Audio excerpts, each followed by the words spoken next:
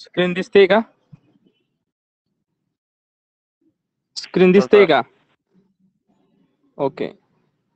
जे माझ्या ऍक्टिव्हिटी चालू आहे ते दिसतात ना सगळे? दिसतंय का? स्क्रीन दिसतंय का प्रत्येकाला? हो. ओके. आपले माईक गरज नसताना चालू ठेवू नका. ज्यावेळेस मी प्रश्न विचारेल त्यावेळेस आपले माईक चालू असतील, इतर वेळेस आपले माईक बंद ठेवा. ठीक आहे. तर एक लक्ष द्या, halogen derivative of alkanes and arenes, there is a gap between last 5 days. So today we will discuss next article. So look at here. In last lecture we was discuss about the plane polarized light, optical activity, enantiomer, chiral carbon atoms. So we have revised it. So first of all, chiral carbon atom. आपण बघितलं होतं मागच्या lecture मध्ये chiral carbon item काय असतो. पुन्हा एकदा image तुमच्या समोर आहे. there is a particular carbon atom, there is a 4 groups, there is a different 4 groups are attached to that a particular carbon atom called as the chiral carbon atom. म्हणजे असा carbon item की ज्याला जे चारही group जोडलेले असतात, जी 4 valency आहे कार्बनची, ते चारही ग्रुप किंवा ॲटम्स किंवा ग्रुप कसे असतात, वेगळे असतात. आपण त्या कार्बनला काय म्हणत असतो? Chiral carbon atom. ओके. मग आपण त्याचे एक्झाम्पल बघितलं होतं. इथं कार्बन दिसतात तुम्हाला C1, C2, C3 and C4. असे जे कार्बन, त्यातला जो C2 नंबरचा कार्बन आहे तो कसा दिसतोय आपल्याला? कायरल दिसतोय. चारही इमेज किंवा चारही ग्रुप्स कसे दिसतात त्याचे वेगळे आपल्याला दिसून येतात. आपण कायरल मॉलिक्युलचे इमेज बघितले, दे are the non super imposable mirror image होती अदर्स. ते non super imposable mirror image असतात. इथं तुम्हाला एक फिगर दिसते, त्या फिगर मध्ये तेही बघितलं होतं आपण. नंतर पुढे जर गेलो आपण तर ऑप्टिकल आयसोमेरिझम बघितलं, तर ऑप्टिकल ऍक्टिव्हिटी बघितली होती आपण. आता काय ऑप्टिकल ऍक्टिव्हिटी ते पुन्हा एकदा बघणार आहोत. मग before that we have discuss first of all the plane polarize light. आपण प्लेन पोलराइज लाईट बघितलं होता. काय बघितलं होतं आपण? When the ordinary light is a pass through from the Nicol prism and this lights emerging out from it by the particular Nicol prism. त्या Nicol prism मधून काय होतंय? तो लाईट बाहेर पडतोय. मग कशामध्ये पडतोय? It is a perpendicular to direction of propagation of light known as a plane polarized light. हे प्लेन पॉलराइज्ड लाईट बघितलं होतं. निकोल प्रिझम वरती आपण काय करतोय? ऑर्डिनरी लाईट काय करतोय? प्रकाश टाकतोय. नंतर त्यातून काही किरण बाहेर पडतात and they are the perpendicular to propagation of light called as a plane polarised light. हे बघितलं होतं. नंतर ऑप्टिकल ऍक्टिव्हिटी बघितली होती. आता ऑप्टिकल ऍक्टिव्हिटी म्हणजे काय? So optical activity is a nothing but it is a suppose a glucose solution and this glucose solution can rotate this PPL light toward the left और टुवर्ड द राईट. काय करतंय? एखादं solution घेतलं आपण, sugar solution घेतलं किंवा glucose lactic acid घेतलं किंवा एखादं ऑर्गॅनिक कंपाऊंड घेतलं, त्याचं ऑर्गॅनिक कंपाऊंडचं सोल्युशन घेतलं आपण. त्या सोल्युशन मध्ये काय केलंय? प्लेन पोलराइज्ड लाईट त्याच्यातून पास केलाय. मग ते सोल्युशन काय करतंय? पास करतंय. पलीकडे दिसतोय आपल्याला प्रकाश. This solution pass that particular PPL light in toward the left और टुवर्ड द राईट अँगल. एका लेफ्ट अँगलला जातात काही किरण राईट अँगलला जातात. हा जो फेनॉमेनॉन आहे किंवा ही जी प्रॉपर्टी आहे त्या सोल्युशनची, त्या सोल्युशनच्या प्रॉपर्टीला काय म्हटलं जातं? आपण ऑप्टिकल ऍक्टिव्हिटी म्हटलं जातं. And the particular substance which can rotate this PPL light, जे सोल्युशन आहे की ज्याची अशी प्रॉपर्टी आहे, ते काय करतंय? ते लाईट फिरवतंय टुवर्ड द लेफ्ट और toward the right which rotate होतोय तो लाईट. मग त्या सबस्टन्सला आपण ऑप्टिकल ऍक्टिव्ह सबस्टन्स म्हणणार आहोत. आणि जो substance, the substance which do not rotate the PPL light toward the left और टुवर्ड द राईट, की जो सबस्टन्स किंवा जे एक सोल्युशन आहे ते काय करत नाही? हा पीपीएल लाईट रोटेट करत नाही. त्याला काय म्हटलं जातं? ऑप्टिकल इनऍक्टिव्ह सबस्टन्स असं म्हटलं जातं. आणि ही जी प्रॉपर्टी आहे त्या सबस्टन्सची, त्याला आपण काय म्हटलं होतं? ऑप्टिकल ऍक्टिव्हिटी म्हटलं होतं. मग तिथं आपण बघितलं होतं जो सबस्टन्स पीपीएल लाईट रोटेट करतोय, मग एका साईडला डेक्स्ट्रो म्हटलंय आपण आणि दुसऱ्या साईडला लिओ रोटेटरी. मग तिथं आपण सांगितलं होतं डेक्स्ट्रो रोटेटरी काय म्हणजे, थोडक्यात राईट साईडला जर तो पीपीएल लाईट रोटेट झाला तर त्याला डेक्स्ट्रो रोटेटरी, आणि लेफ्ट साईडला जर झालं तर त्याला काय म्हटलं होतं आपण? Levo rotatory. नंतर पुढे बघितलं होतं आपण आयसोमेरिझम. आवाज येतोय का? आवाज येतोय का माझा? हो येतोय. स्क्रीन दिसते की व्यवस्थित? Okay okay okay. Look at carefully. See here. Then the isomerism. Isomerism मध्ये आपण बघितलं होतं की जे प्रत्येक कंपाऊंडची ऑप्टिकल ऍक्टिव्हिटी कशी असते, डिफरंट असते, किंवा त्याचे आयसोमेरिक फॉर्म कसे असतात, वेगवेगळे असतात. त्याला आपण ऑप्टिकल आयसोमेरिझम असंही म्हटलं होतं. आणि नंतर पुढं एक सायंटिस्ट होता पॉश्चर, त्यांनी एक टर्म मांडली इनॅन्शिओमर्स. इनॅन्शिओमर्स आपण बघितले काय होतं, it is an optical isomers which having equal or opposite optical rotation. Equal असू शकतं, ऑप्टिकल रोटेशन असू शकतं. नंतर आपण दुसऱ्या पेजेसवर दिसतं आपल्याला फिगर दिसतात, non super imposable mirror image कसे असतात हेही बघितलं होतं. जे मागच्या तासाला होते ह्या तासाला त्यांना लक्षात येईल, पण आता जे नव्हते त्यांसाठी नवीन आहे म्हणून हे रिवाइज करावं लागतंय. इथून पुढं तसं होणार नाही. आता बघा, non super imposable mirror image, त्याच्यामध्ये सुपर इम्पोजेबल दिसते, ग्लासेस दिसतात तुम्हाला, सुपर इम्पोजेबल आहे. दोन चेअर्स दिसतात, सुपर इम्पोजेबल आहेत. इथं आपले दोन हँड दिसतात, दे are the non super imposable mirror image of each others. ते आपल्याला तिथं दिसून येतं, त्याची रिलेशनशिप तिथं दाखवली. आणि शेवटचे एक आर्टिकल बघितलं होतं आपण, इनॅन्शिओमर्स. इनॅन्शिओमर्स बघितलं होतं आपण. मग त्याच्यामध्ये बघा इनॅन्शिओमर्स मध्ये काय आहे, तर optical आयसोमर्स which are the non-superimposable mirror image of each others called as the enantiomers. Simple definition आहे. बोर्डाला जर डेफिनेशन विचारली तर सिंपल डेफिनेशन आपल्याला अशी लिहायची, दे are the non super imposable mirror image of each others called as enantiomer. Simple definition for 2 marks. So also known as the enantiomorphs, also known as the optical antipodes. Example, 2 chlorobutanes, it is a pair of enantiomers. हे आपल्याला 2 क्लोरोब्युटेनचं example तिथं सांगता येईल. ते जर बघितले तर identical physical properties असतात, त्याच्या थोडक्यामध्ये मेल्टिंग पॉईंट असेल, बॉइलिंग पॉईंट्स असेल, डेन्सिटीज असेल, रिफ्रॅक्टिव्ह इंडेक्स असेल. There is a different sign of optical rotations, हे आपण बघितलं होतं. आता आपल्याला पुढचं आर्टिकल बघायचंय, रेस्मिक मिक्सचर. आजच्या तासाला बघतोय आपण रेस्मिक मिक्सचर किंवा रेसमिसिटी म्हणतो आपण. आता काय रेस्मिक मिक्सचर, काय बोर्डाला बऱ्याच वेळेस प्रश्न विचारला गेलेला आहे. डेफिनेशन विचारली, व्हॉट इज मीन बाय रेसिमेट किंवा व्हॉट इज माय रेसिमिसिटी किंवा what is my racemic mixture. 3 शब्दामध्ये, 3 वेगवेगळ्या शब्दामध्ये विचारलं जातं, उत्तर एकच आहे. काय आहे, आता इकडे लक्ष द्या. आता इनॅन्शिओर यांचं मिक्सचर घ्यायचं आपल्याला, इक्विमोलार म्हणजे सारखं, इक्विमोलार मिक्सचर ऑफ इनॅन्शिओमर्स. आता इनॅन्शिओमरचं मिक्सचर घ्यायचं आपल्याला की ज्याच्यामध्ये डेक्स्टो रोटेटरी असतं आणि लिओ रोटेटरी असतं. त्याला म्हटलं जातं रेस्मिक मॉडिफिकेशन किंवा रेस्मिक मिक्सचर असंही म्हटलं जातं.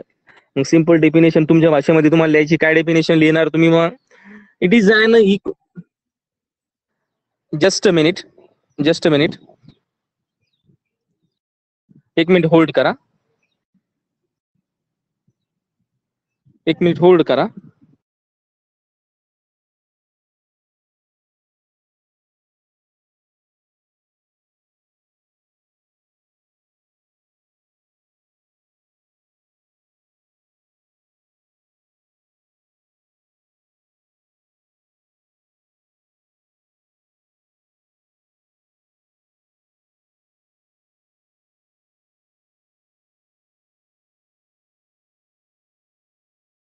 एक मिनिट होल्ड करा, थोडीशी तांत्रिक अडचण आहे, 1 मिनिट होल्ड करा.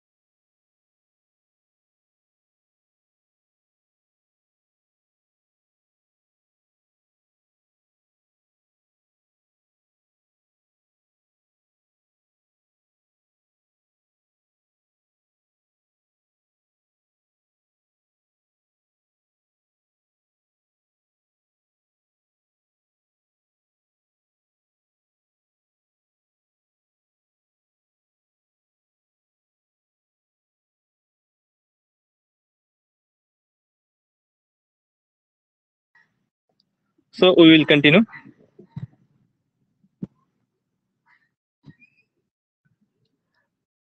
So look at here. आवाज येतोय? आवाज येतोय? Yes sir. Hello. Okay okay okay. So look at here. आता जर डेफिनेशन आली बोर्डाला आणि या चॅप्टर मधले महत्वाचे प्रश्न मी तुम्हाला देणार आहे. याची एक्झरसाइज आपण सोडून घेणार आहोत. सगळी एक्झरसाइज सॉल्व एक्झरसाइज अवेलेबल आहे. फक्त तुम्हाला करण्याची तयारी ठेवायची आहे. आता असं समजायचं नाही की आपलं या वर्षी 12वीचा रिझल्ट जसा लागला तसा आपला लागेल. आपण अभ्यासाची तयारी ठेवायची. फक्त परीक्षेसाठी नाही तर आपल्याला काहीतरी शिकलं पाहिजे, आपल्याला शिकायला मिळालं पाहिजे. ही आपल्याला उद्देश ठेवायचा आहे. या उद्देशानुसार आपल्याला पुढे जायचंय. तर मग प्रश्न जर विचारला व्हॉट इज माय रेसिमेट्स, तर रेसिमेट्स किंवा racemic mixture it is equivalent mixture of enantiomers that means that extra and liver rotatory substance is called as a racemic mixture. मग आता जर आपण रेसमिक मिक्सचर जर बघितलं तर ते ऑप्टिकली इनएक्टिव्ह असतं. बोर्डाला प्रश्न विचारला शकतो why racemic mixture become the inactive. ते इनएक्टिव्ह का असतं? Because of there are the two types of substance किंवा त्याच्यामध्ये दोन रोटेशन दिसतात आपल्याला. कोणते रोटेशन दिसतात? डेक्स्ट्रो रोटेटरी आणि लिव्हो रोटेटरी. मग काय करता येते? हे जे रोटेशन आहेत हे optical rotation due to the molecules of that a particular enantiomers is a cancel by each others by equal rotation किंवा ऑपोजिट रोटेशन असतात. एक क्लॉकवाईज फिरतोय, एक अँटी क्लॉकवाईज फिरतोय, बरोबर आहे. आणि एकमेकांना ते रोटेशन काय होतात? कॅन्सल होतात. Due to that particular property that is enantiomers they are the non super imposable mirror image also and they can cancel the each rotation because of it is an opposite rotation. एक कोणत्या दिशेने फिरतो? Right साइडने फिरतो आणि एक दुसरा कोणत्या दिशेने फिरतो? लेफ्ट साइडने फिरतो, बरोबर आहे. मग त्याच्यामुळे ते काय करतात? एकमेकांचे रोटेशन, एक प्लस साईन आणि एक निगेटिव्ह साईन एकमेकांना कॅन्सल करतात. म्हणून हे जे रेसमिक मिक्सचर असतं हे ऑप्टिकली इनएक्टिव्ह असतं. प्रश्न विचारला जाऊ शकतो 2 मार्काला. सीईटी साठी महत्वाचे प्रश्न आहेत असे छोटे प्रश्न. मग हे जे इनॅन्शिओमर्स आहेत आपल्याला कळलेत. नंतर रेसमिक मिक्सचर कळलंय. Equivalent mixture of that enantiomers called as the racemic mixture. Then the representation of configuration of molecules. आता मॉलिक्युल्स, एखादा मॉलिक्युल्स आता ऍक्च्युली त्याचं मॉडेल्स असतात. आपल्याला आता मॉडेल्स नाही दाखवता येणार. आपण आता Fischer projection formula cross formula आहे. आता याच्यामध्ये एक मॉलिक्युल्स दिलाय बघा, आपल्याला दिसतोय प्रत्येकाला. खाली जरा खालच्या चौकोनामध्ये जर ब्रॅकेट्स मध्ये बघितलं तुम्ही तर अप्पर साईडला सीएल जोडलाय, लोअर साईडला एच जोडलाय, राईट साईडला बीआर आहे आणि लेफ्ट साईडला आयोडीन जोडलाय. आणि मधला जो कार्बन आहे तो कसा आहे रे? कोण सांगेल मला? जो मधला कार्बन आहे याला हे 4ही ग्रुप जोडले, तो कसा असेल? आपण बघितलं ना आता मागच्या ह्याच्यात, आत्ताच बघितलं ना, रिवाइज केलं त्यावेळेसच बघितलं ना. कोणता कार्बन असेल रे तो? समोर आपल्या स्क्रीन दिसतंय का?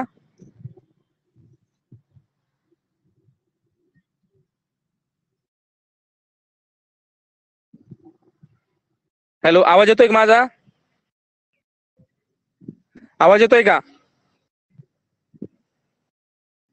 हॅलो. हो येतोय सर आवाज. एक मिनिट. अरे मग साधारणतः मी काय सांगितलंय, ज्या कार्बनला 4ही ग्रुप वेगळे जोडलेले असतात त्या कार्बनला आपण काय म्हणतो? कायरल कार्बन ऍटम म्हणतो, बरोबर आहे. आणि त्याच्यात प्रत्यक्षात लिहिलंय का तिथं कायरल कार्बन ऍटम? लिहिलंय का? लिहिलंय ना. तर मग आपल्याला सांगता यायला पाहिजे हा कायरल कार्बन ऍटम आहे की ज्याला 4ही ग्रुप वेगळे जोडलेले आहेत. मग इथं कायरल कार्बनचं रिप्रेझेंटेशन दाखवलंय, 3 डायमेन्शनल स्ट्रक्चर दाखवलंय, त्या आयसोमरचं एक प्लेन पेपरवरती दाखवलंय, एक फॉर्म्युला दाखवलाय आणि दुसरा दाखवलाय फिशर प्रोजेक्शन फॉर्म्युल्यानुसार आपण बघणार आहोत. इथं 11वीच्या टेक्स्ट बुक मध्ये आहे, चॅप्टर नंबर 14 मध्ये. तर बघा इथं दिसतोय आपल्याला फिशर प्रोजेक्शन मध्ये कायरल कार्बन ऍटम दिसतोय, 4ही ग्रुप दिसतात. आणि नंतर मग पुढे जर बघितलं तुम्ही तर त्याचे conventional vertical line, horizontal lines बघा तिथे दिसतोय. बॉन्ड्स बिलो द प्लेन, जो सीएल आहे, सीएलचा जो बॉन्ड आहे तो मागे आहे, प्लेनच्या मागे. तिथं बॉन्ड्स बिलो म्हणजे खाली दिसतोय आपल्याला बॉन्ड बिलो द प्लेन. आणि इकडे दिसतोय खाली आयोडीनचा जो बॉन्ड आहे तो बॉन्ड्स अबव द प्लेन दिसतोय आपल्याला. ह्या पद्धतीने ते बॉन्ड्सची अरेंजमेंट आपल्याला तिथे दिसून येते. नंतर पुढचा आपल्याला वेज फॉर्म्युला बघायचा. आता wedge formula is not most important, हा प्रश्न बोर्डाला विचारला जाणार नाही, पण तरी एक आपल्याला त्याचं ओरिएंटेशन कसं असतं, 3 डायमेन्शनल स्ट्रक्चर कसं असतं बघा. नंतर टेट्राहेड्रल कार्बन बघा, आपल्याला इथे दाखवलं एक स्ट्रक्चर. देयर इज अ पेपरवर एक स्ट्रक्चर घेतले, or 4 bonds of carbon lie on the same plane. इथं दिसतंय आपल्याला सेम प्लेन मध्ये दिसतात, एक स्ट्रक्चर दिसतंय आपल्याला.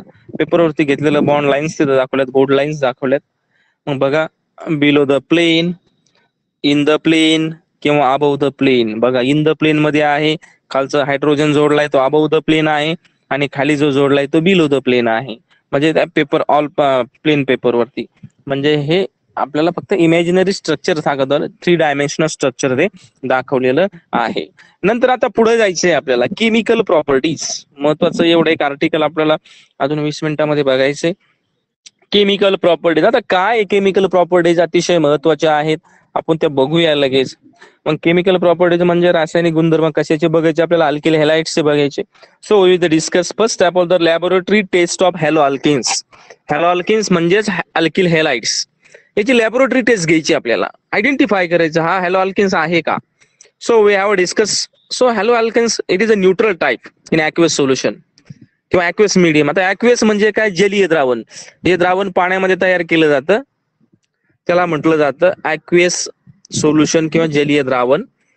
It is a neutral in type. त्याच्यामध्ये ते न्यूट्रल दिसतात हॅलो अल्किन्स.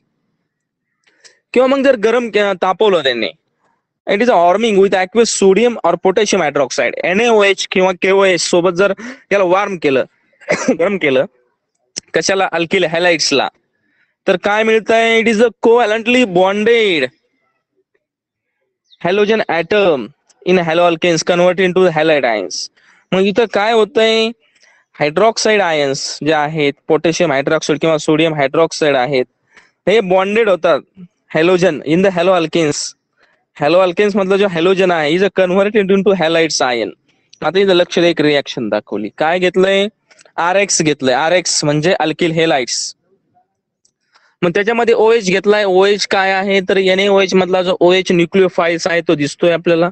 वॉर्म केलंय, बाणावरती तिथं हिट दाखवली, साईन दाखवलंय, तयार झालंय अल्कोहोल्स. आणि एक जो आयन आहे तो आयन तयार झाला हॅलाइड्स आयन. कोणता आयन तयार झाला, हॅलाइड्स आयन. तर मग हा हॅलाइड्स आयन मध्ये काय दिसतंय आपल्याला, हे जे मिक्सचर आहे, reaction mixture, it is acidifying with adding the nitric acid dilute. HNO3 जर त्याच्यामध्ये ऍड केलं किंवा सिल्वर नायट्रेट, मग तिथं प्रेसिपिटेशन आपल्याला मिळतंय. आणि खाली एक organic compound, original organic compound. मग बघा इथं खाली इझी घेतलंय, सिल्वर घेतलंय. त्याच्यामध्ये हा हॅलाइड्स आयन जो तयार झालाय, आपण तो मिक्सचर केलाय ॲक्वस सोल्युशन, त्याचं मिळालंय आपल्याला AgX, सिल्वर हॅलाइड्स तयार झालंय. सॉलिड तयार झालंय सिल्वर हॅलाइड्स. मग आपल्याला तिथं कळू शकतं ही एक टेस्ट आहे, laboratory test of halo alkanes. Important test also. Then nucleophilic substitution reaction of halo alkanes. आता ही न्यूक्लियोफिलिक सबस्टिट्यूशन रिएक्शन काय आहे,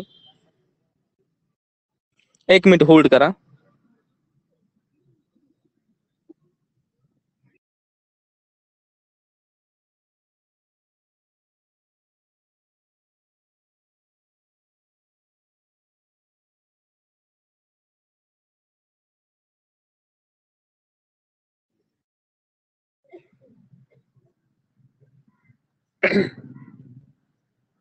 nucleophilic substitution reaction of halo alkanes. आता ऍक्च्युली ह्या रिॲक्शन खूप महत्वाच्या आहेत, त्या आपल्याला आज बघायच्यात. त्यातला एक टॉपिक आपण बघणार आहोत. आता न्यूक्लिओफाइल्स म्हणजे काय, it is electronegative, OH minus, CN minus, all the nucleophiles. Then the substitution reaction. Substitute म्हणजे एकाची जागा बदलणे, एक उचलणे दुसरा तिथं आणणे. Nucleophilic substitution reaction of halo alkanes. तर बघूया आपण काय आहे. एक साधारणतः त्याची इन्फॉर्मेशन दिली.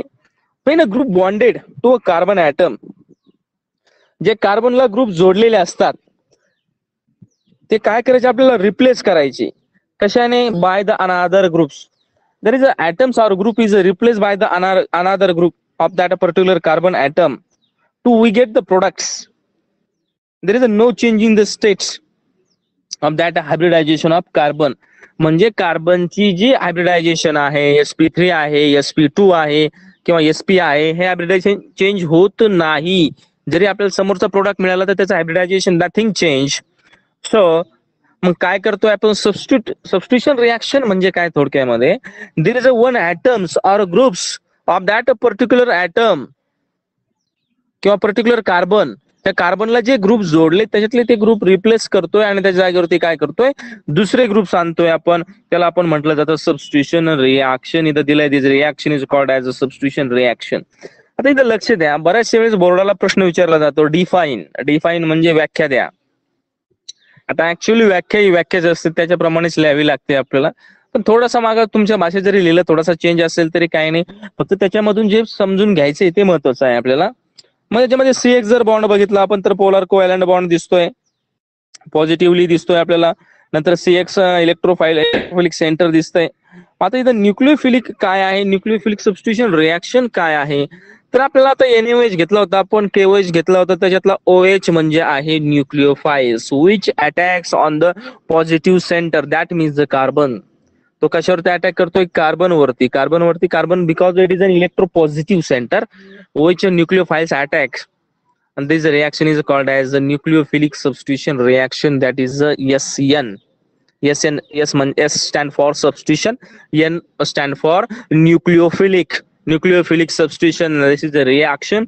खाली त्याचा जनरल फॉर्म्युला दाखवला, जनरल रिएक्शन दाखवली, काळजीपूर्वक बघा.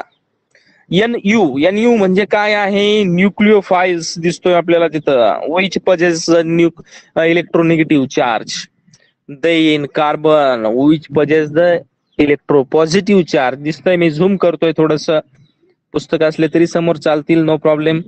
आपल्याला पॉझिटिव्ह चार्ज दिसतोय कार्बन वरती, आणि त्याला पुढे हॅलाइड जोडला, अल्किल हॅलाइड्स आहे ना, तो हॅलाइड्स कसा आहे, इलेक्ट्रोनिगेटिव्ह चार्ज आहे. मग न्यूक्लिओफाइल्स अटॅक करतो, कोणावरती अटॅक करतो, कार्बनवरतीच. का करतो, तर इलेक्ट्रोपॉझिटिव्ह आहे. मग पुढे दिसतोय तुम्हाला त्या कार्बनला काय जोडलाय, NU जोडलाय. NU जोडलाय म्हणजे न्यूक्लिओफाइल जोडलाय तिथं, आणि X म्हणजे हॅलाइड्स जो इलेक्ट्रोनेगेटिव्ह चार्ज आहे तो काय झालाय तिथून रिमूव्ह झालेला आपल्याला दिसून येतोय. ठीक आहे. मग ह्या पद्धतीनं ही जी रिॲक्शन आहे न्यूक्लिओफिलिक सबस्टिट्यूशन रिॲक्शन आहे. मग पुढे जर बघितलं आपण, ही जी सबस्टिट्यूशन रिॲक्शन आहे अल्किल हॅलाइडची, मग त्याची काय आहे, कोणते रिॲक्टिव्हिटी कशी आहे, तर मग तिथं दाखवलंय टर्शियरी अल्किल हॅलाइड, नंतर सेकंडरी अल्किल हॅलाइड्स, आणि नंतर प्रायमरी अल्किल हॅलाइड्स, अशी त्याची जी ऑर्डर आहे इन्क्रीजिंग ऑर्डर तिथं दाखवलेली आहे. डिक्रीजिंग ऑर्डर आपण खाली दिसतंय आपल्याला, एक्झाम्पल्स दाखवलेत, अल्किल आयोडाइड, अल्किल ब्रोमाइड आणि अल्किल क्लोराइड, असे ते त्याची रिॲक्टिव्हिटी ऑर्डर तिथं दाखवलेले आहे. काही एक्झाम्पल्स दिलेत. There is some important nucleophilic substitution reaction of alkyl halides we have discuss here.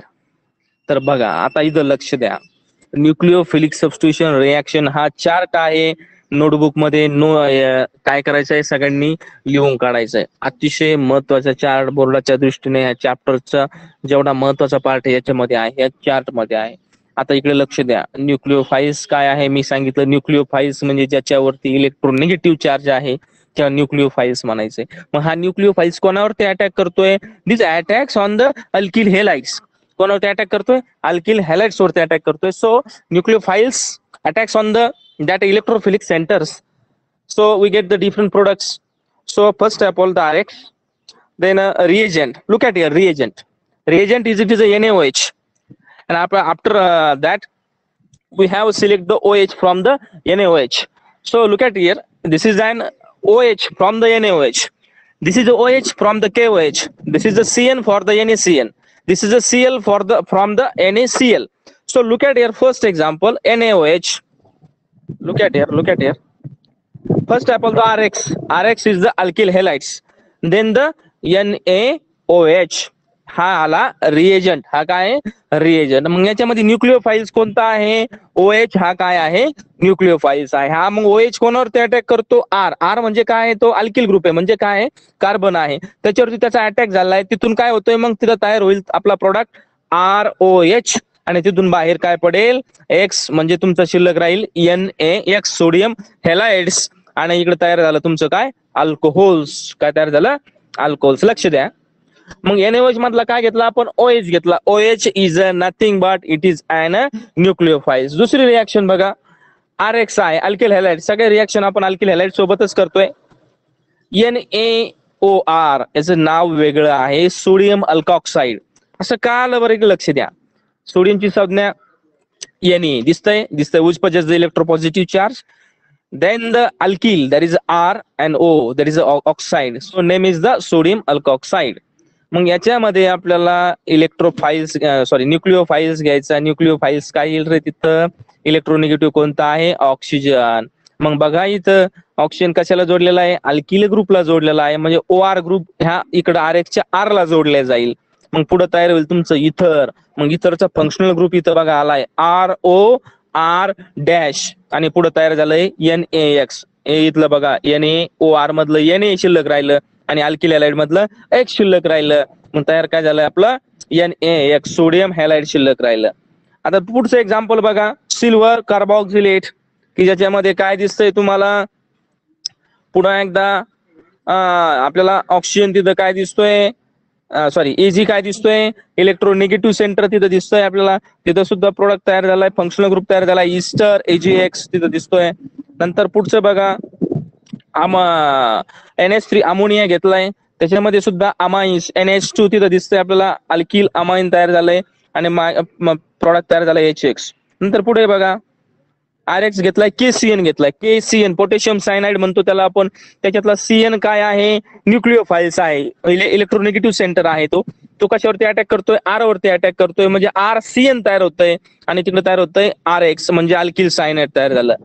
नंतर EgCN घेतला सिल्वर सायनाइड म्हणतात त्याला. त्याच्यातला CN काय करतोय कशावरती अटॅक करतोय R वरती R ला जोडला जातो अटॅक म्हणजे तिथं ते सेंटर वरती जातोय तो R ला जोडला जातो आणि तिथं RNC म्हणजे आयसोसायनाइड अल्किल आयसोसायनाइड तयार होतंय आणि तिथं काय तयार होतंय AgX राहिलेला प्रॉडक्ट हा जी Eg आहे AgCN मधला Ag आणि RX चा X एकत्र येतात आणि AgX तयार होतात. एक मिनिट तुम्हाला तर मी काय करतो त्याचं एक्झाम्पल इकडे लक्ष द्या. मी बोर्ड घेतो व्हाईट बोर्ड इकडे लक्ष द्या. आता बघा मी काय घेतलाय हा RX घेतलाय बरोबर आहे आणि पुढे काय घेतला होता AgCN बरोबर आहे. मग इथं काय होतंय हे बघा मी ब्रॅकेट करतोय हे याला जोडले जातं आणि शिल्लक राहिला काय इथं R आणि इथं काय शिल्लक राहिला CN म्हणजे R म्हणजे काय झाला अल्किल आणि CN म्हणजे कोणता झाला सायनाइड म्हणजे तयार झालाय आपला अल्किल सायनाइड आणि जे शिल्लक राहिलंय AgX ह्या पद्धतीने आपल्याला तिथं दिसून येत आहे. ठीक आहे. आता पुन्हा एकदा आपण पुढचं एक्झाम्पल बघूया.